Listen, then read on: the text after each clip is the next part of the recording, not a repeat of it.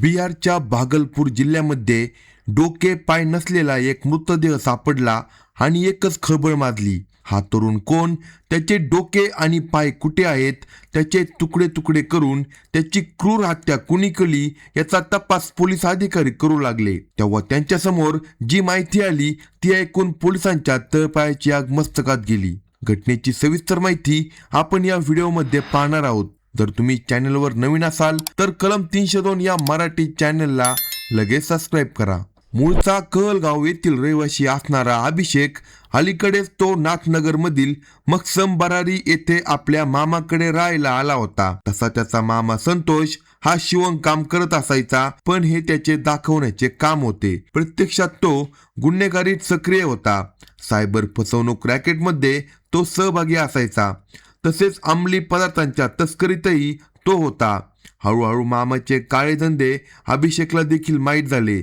मग मामाने भाच्याला आपल्या टोळीत सहभागी करून घेतले. संतोष आणि त्याचे काही सहकारी सायबर फसवणूक नेटवर्कमध्ये सहभागी असायचे. अभिषेक लिपिक म्हणून टोळीच्या कारवायांवर देखरेख करत होता. नंतर मात्र सायबर फसवणुकीतून मिळालेल्या रकमेच्या वाटणीवरून आणि व्यवसायावर आपले वर्चस्व प्रस्थापित करण्याच्या प्रयत्नांवरून मामा भाच्यांमध्ये सतत वाद होऊ लागले. अभिषेक हळूहळू व्यवसायाच्या पैशावर आणि संपूर्ण नेटवर्कवर आपले नियंत्रण वाढवत होता, ज्यामुळे मामा संतोष चिडला होता. कारण त्याला दुसरेही एक कारण होते, ती म्हणजे एक तरुणीमान बाई नेहमी संतोषच्या दुकानात येत असायची. कपडे शिवायच्या नादाने ती कधी कधी यायची. ती आली की संतोष पागळायचा. तो तिच्याशी खूप सलगीने बोलायचा. तीही लाडात येऊन त्याच्यासोबत सलगी करायची.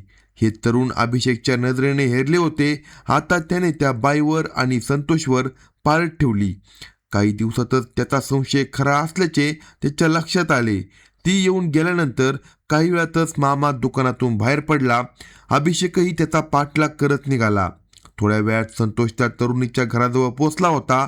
तशी परिसरात शांतता होती. अंदाज घेऊन तो तिच्या घरात शिरला. थोड्या वेळाने त्या घराचा दरवाजा बंद झाला. ती बाई आणि संतोष दरवाजा बंद करून काय करत असतील हे न कळण्याइतका अभिषेक लहान नव्हता. तो दुकानात परतला. त्यानंतर तासाभराने संतोष दुकानात आला. अभिषेक काळ ओळखायचे ते ओळखून गेला. ती तरुणी विवाहित होती, अंगाने भरलेली होती. अभिषेकचे लग्न झाले होते. त्याला एक मुलंही होते. बायको लहान मुलासह गावी राहत असायची, तर अभिषेक हा मामाजवळ राहत होता. त्यामुळे त्या तरुणीला पाहून त्याच्या मनात वासना जागी झाली. ती नेहमी दुकानात येत असल्याने अभिषेक सोबत देखील तिची ओळख झाली होती. आता अभिषेकने तिला गाठायचे ठरवले. त्यासाठी त्याला वेळ लागला नाही. संतोष दुकानात नसताना ती आली तेव्हा अभिषेकला तिने विचारले, मामा कुठे गेला आहे? तो म्हणाला, बाहेर गेलाय. काही काम आहे का? ती म्हणाली, हो, थोडे काम आहे. तो म्हणाला, मी करून देऊ का? ती म्हणाली, नको नको, त्यांच्याकडेच काम होते. मी आहे की, मला सांगा, मी करतो काम.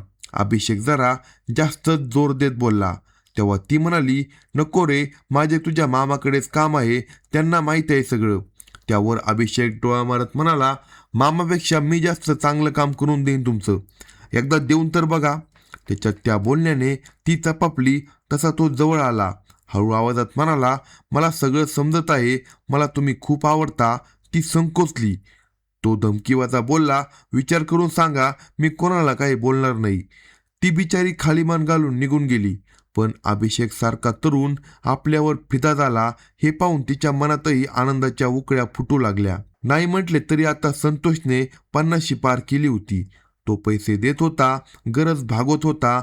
हे खरे असले तरी तिशीच्या आतला तर्नाबाण अभिषेक सुखात कमी पडणार नव्हता हे तिच्या लक्षात आले. तिच्या मनात कालवा झाली. आधीच ती संतोष सोबत प्रेम संबंध ठेवून होती. आता संतोषचा भाचा अभिषेक तिच्यावर प्रेम करू लागला होता. त्यालाही तिला नाही म्हणवले नाही. काही दिवसातच तिच्याकडून त्याला ग्रीन सिग्नल मिळाला. तो श्री सुखापासून वंचितच होता. त्याने मामाच्या पावलावर पाऊल टाकत तिचे घर गाठले. दुपारी सगळीकडे शुकशुकाट असल्याची वेळ साधून तो तिच्या घरात शिरला. तिला काही करण्याच्या आतच त्याने तिला मिठी मारली. तिने मिठीतून सुटण्याचा प्रयत्न केला, पण त्याने मिठी जास्तच आवडली. तिचा विरोध खोटा होता. त्याने जास्तच आवडावे म्हणून ती लटका राग दाखवत आहे हे ओळखून त्याने तिला आवडून घेतले. तिच्या ओठावर ओठ टेकवत त्याने तिचा आवाज बंद केला. तिच्यावर चुंबनाचा वर्षाव करत त्याने तिच्या शरीराशी चाळा सुरू केला. दुपारच्या वेळी कुणी येणार नाही याची खात्री असल्याने तीही त्याला साथ देऊ लागली. तो आधीर झाला. त्याने क्षणभरात तिचे ब्लाऊज काढले आणि तिने टणकटणच स्तन बाहेर आले. त्या मांसर गोऱ्यापान गोळ्यांचे तो मर्दन करत चोखू लागला. ओठ तिच्या ओठावरून, गळ्यावरून, स्तनावरून फिरत होते. त्याचे हात तिच्या पोटावरून, नाभीवरून फिरत नितंबांना कुस्करू लागले होते. तिच्या उत्तेजना प्रचंड वाढल्या होत्या. शरीर सुख न मिळालेला तर निबाण अभिषेक पाहता तापला होता. पाहता पाहता कपडे दूर करून जे पाहिजे ते त्याने खुले केले. भर दुपारी तिने त्याच्यासोबत जवानीचा खजिना खुला केला होता. तो तर हापापलेला होता. तो तिच्यावर अक्षरशः तुटून पडला. केवळ वासना शमवण्यासाठी ते दोघे एकमेकांना भिडले होते. मनसोक्त शरीर सुख घेऊन ते बाजूला झाले. तिने दिलेल्या सुखाने तो हरकून गेला तर तिलाही एक दमदार गडी मिळाल्याने ती खुश होती. संतोष मामाच्या तुलनेत अभिषेक तिला जास्त सुख देणारा वाटला. त्यामुळे ती आता अभिषेकला जास्त वेळ देऊ लागली. अभिषेकचे त्या तरुणीसोबत वागणे बोलणे बदलले होते. ती दुकानात आली तरी अभिषेक सोबतच जास्त वेळ बोलते. तसेच अभिषेक मधी मधी गायब होतो. हे सगळे आता संतोष मामाच्या मनात शंका निर्माण करणारे ठरले होते. त्यामुळे तो आता अस्वस्थ राहू लागला. त्याच्या मनात अनेक शंकांचे जाळे तयार झाले होते. तो अभिषेकच्या पाळतीवर राहू लागला. मामा भाचे दोघे एकमेकांपासून लपून एकाच तरुणीसोबत इश्काचा खेळ खेळत होते. पण हे काही फार दिवस चालणारे नव्हते. अभिषेक सगळी खबरदारी घेऊन तिला भेटत असला तरी संतोष त्यांच्या पाळतीवर होताच. आणि एक दिवस अभिषेक तिच्या घरात शिरला. तिला मिठीत घेऊन चुंबन घेऊ लागला. इतक्यात संतोष तिथे टपकला. आता मामा भाचे आमने सामने आले. ती त्या दोघांमध्ये होती. ती चांगलीच हादरून गेली होती. तिने दोघांनाही गप्प राहायला सांगितले. आता सगळे खुले झाले होते. त्यामुळे काही लाजण्याची गरज नव्हती. तिने सांगितले ती दोघांवरती प्रेम करते. तिला दोघे आवडतात. त्यामुळे त्यांनी भांडू नये, प्रेमाने राहावे. माझ्या घरात काही भांडण तंटा करू नका असे सांगून तिने दोघांनाही घरातून बाहेर जाण्यास सांगितले. अभिषेक आपल्या प्रेमात आडवा आल्याचा संतोषला राग आला होता. तर अभिषेकही मामाने आता बायकांचा नाच सोडावा असे म्हणू लागला होता. त्याने मामा संतोषला थेटच सांगितले, तुमच्या या भानगडी आता बंद करा, नाहीतर मी मामीला सगळे काही सांगून टाकेन. त्याच्या या धमकीने संतोष वरमला. कारण आता त्याची मुले मोठी झाली होती. घरात सगळे काही ठीकठाक चालले होते. त्यात हे प्रकरण घरात समजले तर तोंड दाखवायला जागा उरणार नाही. त्यामुळे त्याला तोंड बंद करण्याशिवाय पर्याय नव्हता. त्याची नसच हातात सापडल्याने अभिषेक देखील खुश झाला. तो मामीला सांगण्याची धमकी देऊन मामा संतोषवर दबाव टाकत होता. त्यामुळे संतोष त्याच्यावर चिडून होता. दरम्यान अभिषेकने दुकानात मालाची ने-आण करणाऱ्या राधे आणि ऋतिक या दोघांना मोबाईल घेण्यासाठी पैसे दिले होते. पण त्यांनी ते पैसे परत केले नव्हते. एकतर ते दोघेही गरीब होते. हमाली करून मिळणाऱ्या कमाईवर त्यांचे कसेबसे चालत होते.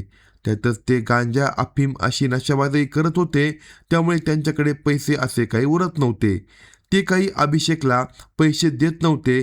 त्यामुळे तो त्या दोघांवर चिडून होता. रागाच्या भरात तो त्या दोघांनाही शिव्या द्यायचा.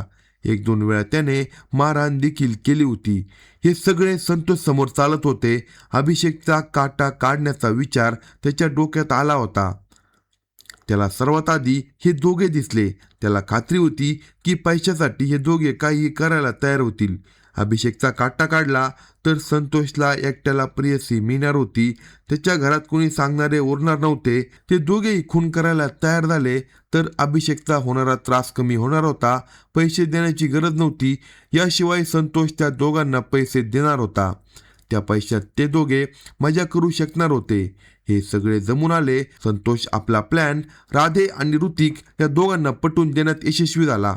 अभिषेकचा काटा काढण्यासाठी संतोषने त्या दोघांना 2 लाख रुपये देण्याची तयारी दर्शवली. 2 लाख म्हणताच त्या दोघांची नियत फिरली. संतोषने तातडीने त्यांना ॲडव्हान्स म्हणून 10,000 रुपये दिले. त्यातील 5,500 रुपये खर्च करून त्या दोघांनी करवतीचे पाते, धारदार चाकू असे साहित्य खरेदी केले. तर संतोषने त्यांना एक गावठी कट्टा मिळवून दिला होता. प्लॅनप्रमाणे राधे आणि ऋतिक या दोघांनी आयुष्यालाही सोबतीला घेतले. अभिषेकला 23 डिसेंबर रोजी त्यांनी गाठले. चहा प्यायला जाऊ असे सांगत त्या तिघांनी त्याला रिक्षामध्ये बसवले. त्याला कसलीही शंका आली नाही, कारण ते काही दगा करतील असे त्याला स्वप्नातही वाटत नव्हते. ऋतिक रिक्षा चालवून होता, तर अभिषेकला मध्यभागी बसून राधे आणि आयुष दोघे त्याच्या बाजूला बसले होते. त्यानंतर त्या दोघांनी अभिषेकला दाबून धरले आणि राधेने बंदूक रोखली. अचानक झालेल्या या प्रसंगाने अभिषेक घाबरला, पण मारेकऱ्यांनी त्याला संधी दिली नाही. राधेने त्याच्या पायावर गोळी मारून त्याला जायबंदी केली, तर आयुषने त्याच्या गळ्यावर चाकू मारून त्याची हत्या केली. चालत्या रिक्षातच त्या तिघांनी त्याचा खून केला होता. रात्री उशिरापर्यंत ते नशेत मृतदेह घेऊन भटकत होते. पहाटे 4 वाजण्याच्या सुमारास ते एका पडक्या घरात गेले. तिथे त्यांनी त्या मृतदेहाचे करवतीने 3 तुकडे केले. जवळपास 5 ते 6 तास म्हणजे सकाळी 9 वाजेपर्यंत ते मृतदेह कापत होते. तिकडे दिवस उगवला. भाचा अभिषेक अजून घरी आला नव्हता, म्हणून मामा संतोष पोलीस ठाण्यात गेला. आपला भाचा काल रात्रीपासून दुकानातून कुठेतरी गेला आहे, अजून घरी आला नाही अशी मिसिंग त्याने दाखल केली. हा त्याच्या प्लॅनचाच भाग होता. आता पोलीस बेपत्ता अभिषेकचा शोध घेऊ लागले. तिकडे दिवसभर ते तिघे मृतदेहाचे तुकडे घेऊन बसून होते. त्यांनी ते तुकडे दिवसभरात 3 वेगवेगळ्या पोत्यात घालून पोती शिवली होती. रात्री 11 वाजण्याच्या दरम्यान त्यांनी ती 3 पोती रिक्षात घातली.